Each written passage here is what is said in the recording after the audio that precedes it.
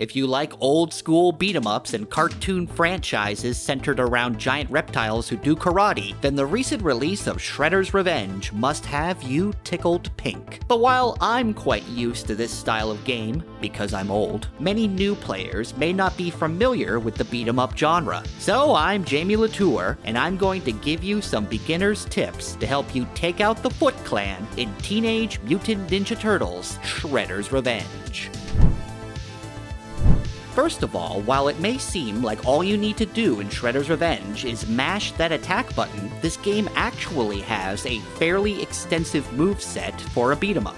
So much so that the game features a screen that shows you every single move you can use on these pesky foot soldiers. This includes various super moves, jump attacks, and grab attacks, including that thing you could do in Turtles in Time where you throw enemies at the screen. I love that. While I wish there was a bit more of an active tutorial, this run-through of your attacks is pretty thorough and will show you just about everything you need to know, so make sure to give it a watch. Shredder has a massive army of foot soldiers, robots, dinosaur men, rock men, and pizza monsters at his disposal. Many of them use different weapons and require different tactics to take down. Much like learning your list of attacks, if you want to survive the harsher difficulty settings and complete the game's challenges, you need to learn the attacks and weaknesses that these baddies have. Some foot soldiers you can simply grab and throw, while others will resist your attempts to toss them away. Enemies typically have different color variations, so figuring out which colors are easy to kill and which you need to be careful around is all part of surviving the tough streets of cartoon New York City. When it comes to the level challenges in Shredder's Revenge, there are some that can be downright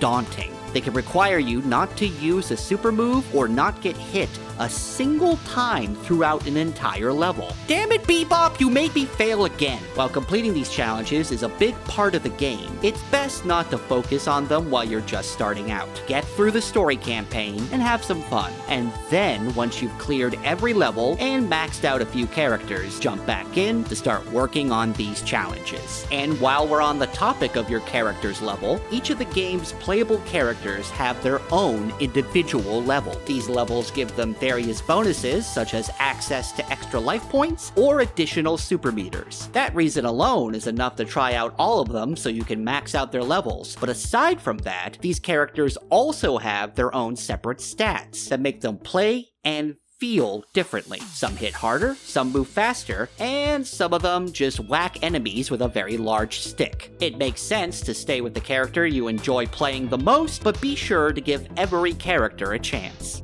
There's quite a few environmental hazards in the world of Shredder's Revenge that can affect you as much as they affect your enemies. Foot soldiers will run you down in their cars, rhinos will trample you, spikes will pop up out of the ground. Man, the 90s were a dangerous time! You should watch out for all of these traps and hazards, but also keep them in mind, as you can use them against the more difficult or annoying robots and mutants to get them out of the way. Thank God for the lack of safety regulations in mid-90s New York. Speaking of the environment, as you traverse the levels of Shredder's Revenge, you'll come across many objects that can be destroyed with violence. If something looks like you can smash it, then by God, you should smash it. Doing so will occasionally reward you with life-restoring pizzas or collectible items. Sometimes you may even discover a hidden character that you can rescue who will give you missions that will give you extra experience points towards your level. So by all means, break everything you see. Finally, as you beat up the various soldiers of Shredder, you'll slowly but surely begin building up your super meter. Once it's full, you'll be able to unleash a special attack. Every character has one, and some of them operate differently than others. As you continue to level up, you'll get more kinds of super attacks and more super meters. It's tempting to use these as soon as you've filled your meter, but it may be a good idea to hold on to that super for specific situations. The best times to use them is when you're surrounded by a swarm of enemies or against bosses, as they can help remove a large chunk of their health bar. Also, you can taunt by pressing the R1 or right bumper button, and successfully taunting will give you a full super meter. That gives you just another reason to mock your enemies as viciously as possible. For more Teenage Mutant Ninja Turtles Shredder's Revenge news and guides, check out thegamer.com. Thanks for watching, and we'll see you next time.